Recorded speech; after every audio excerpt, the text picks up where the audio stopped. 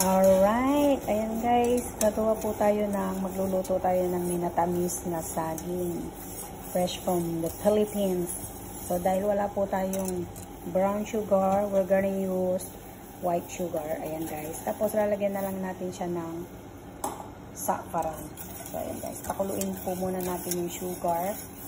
Kapag natunaw na po nalusaw na yung sugar, ayan, let it boil. Ihuhulog po natin yung ating saging. Yung pangkulay, ayan. Para kumulay yung ating sugar. So, kumukulo na po yung sugar, ilagay na po natin ang ating saging.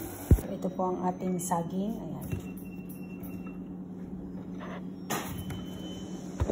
Ayan, kumulo na po ang ating sugar, guys. Ayan, ilagay na po natin ang ating saging. Alright. So, ayan po ang ating saging. So, ayan guys. Tapos, lagyan natin ng anis, pampabango. Ayan guys.